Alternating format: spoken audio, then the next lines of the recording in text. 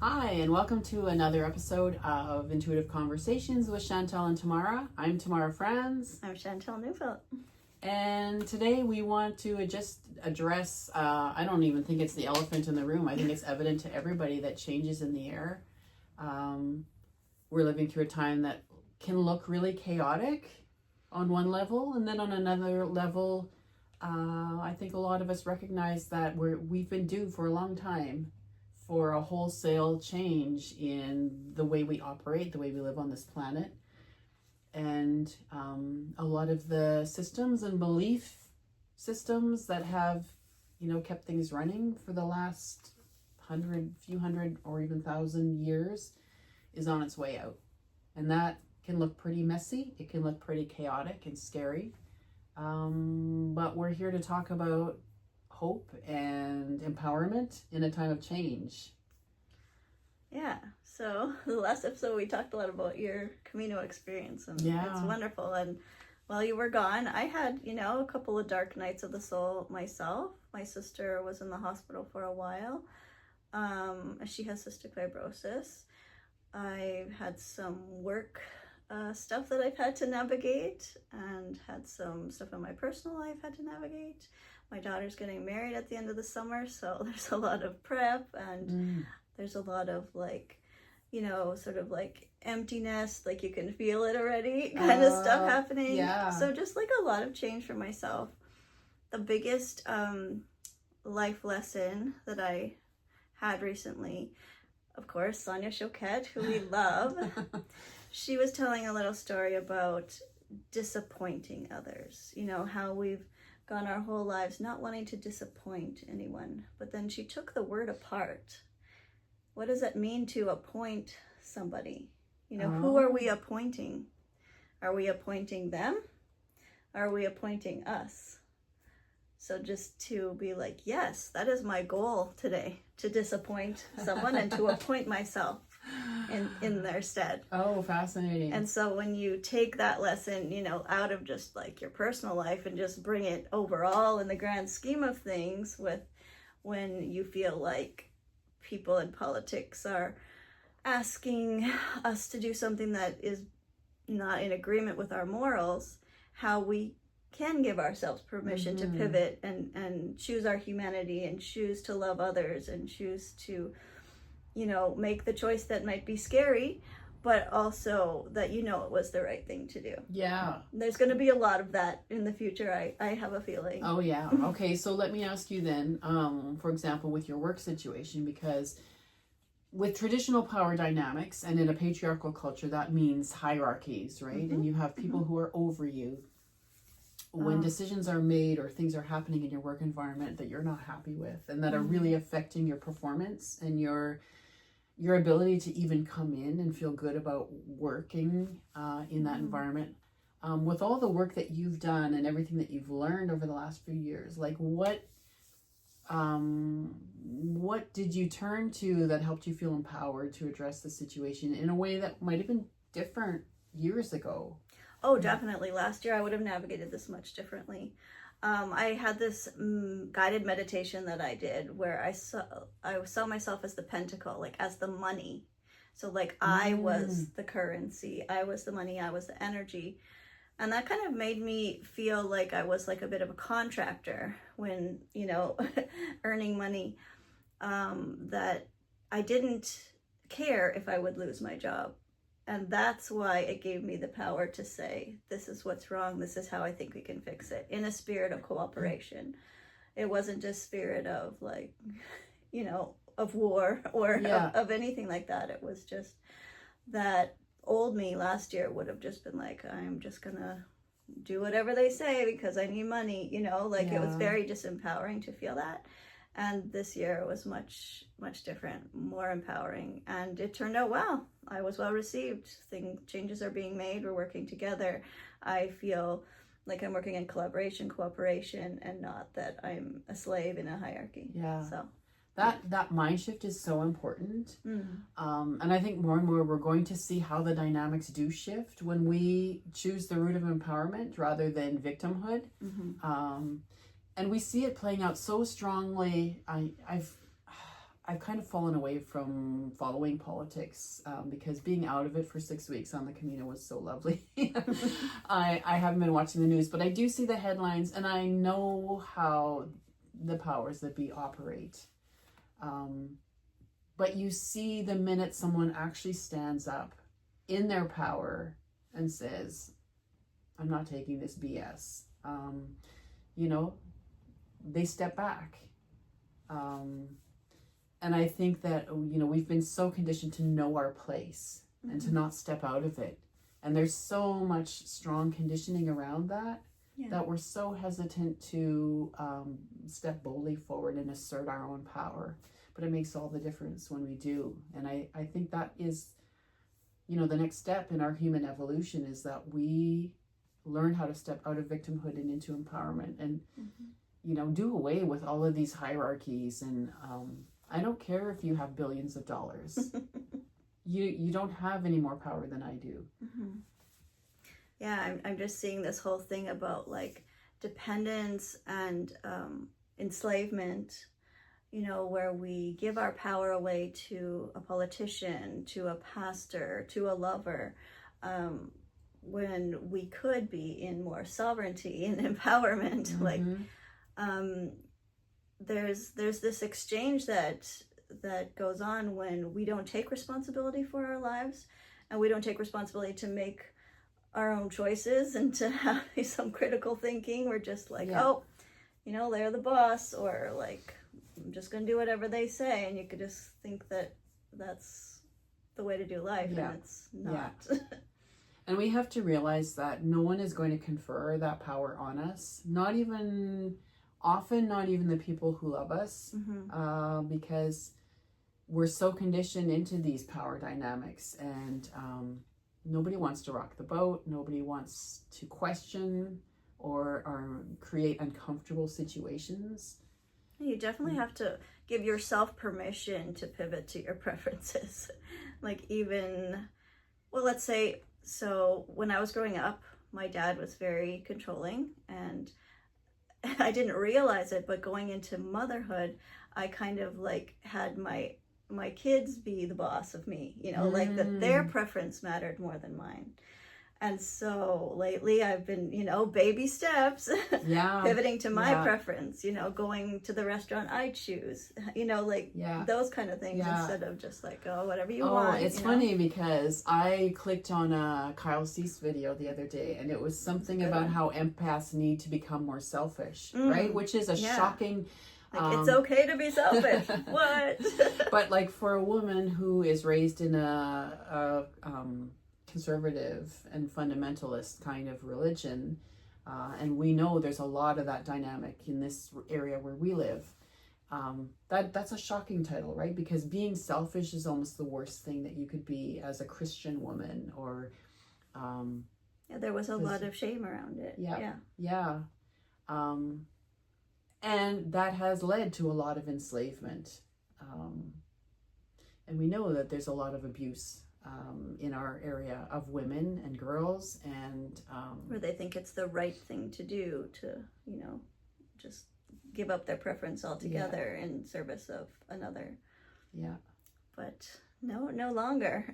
we gotta co-create. Like, our preference matters too. It's not a win unless it's a win for everybody. It's not a win unless it's a win for us. And that goes for earning money too. I found that if it's not a win for me, like if I'm not enjoying it, if I'm not getting something out of it, whether it's in, you know, any aspect of how I earn money, because I have a couple of different, you know, ways to do that.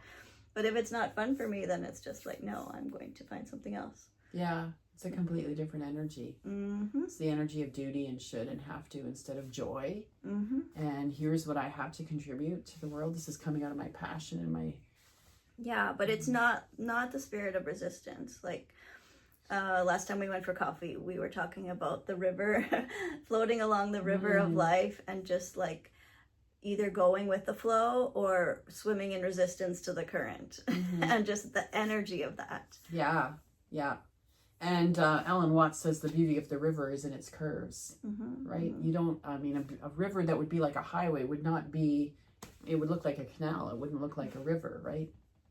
the magic of the river is that it meanders and twists and winds, and we have to embrace a life that meanders. And like go with the weather and go with the things, like just like on your journey.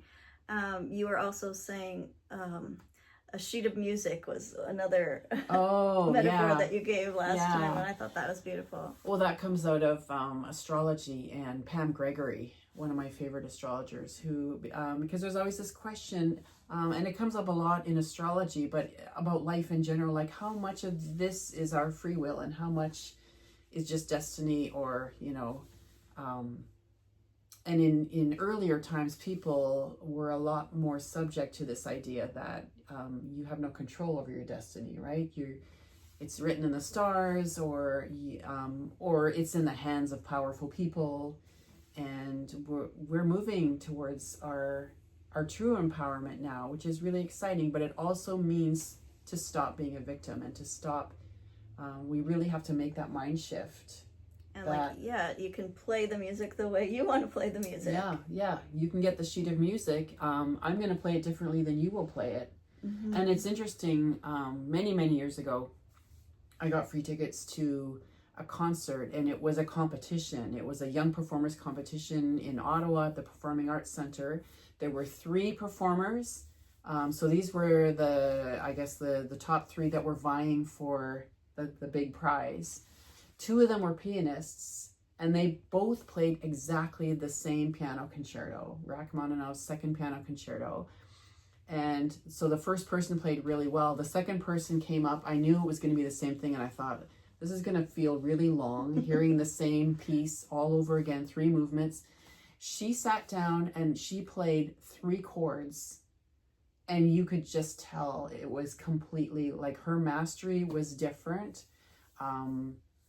It was magical, and it was completely evident that she was playing on a whole different level than this other person who had played really well, but her soul was in it, and it was amazing. Yeah, and so we all have different gifts, and with astrology, it's so clear that we all have strengths and weaknesses, and I feel like I've been embracing my weaknesses lately, because they're not weaknesses. Yes, I was shamed as a child for a lot of the things, and yes, some of the relationships in adulthood I've had to navigate, are because of the weaknesses that are listed in my astrology and stuff.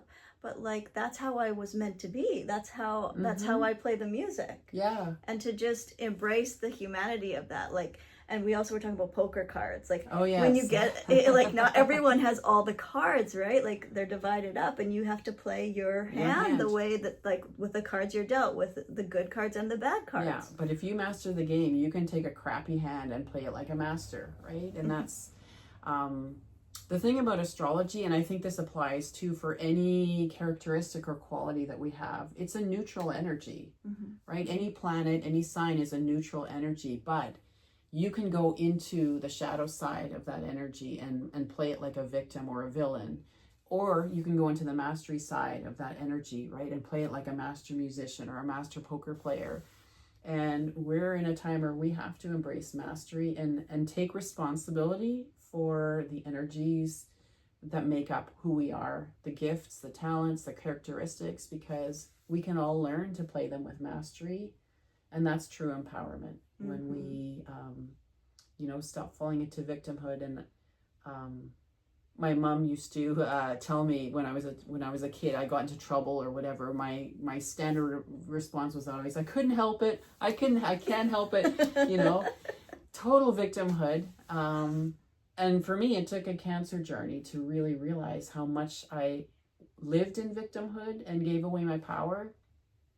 And it's been a journey to empowerment, but I think anytime we take on a challenge or face something difficult, confronting a work situation that's not working at all for us, or going to walk 800 kilometers across Spain, it builds our sense of empowerment.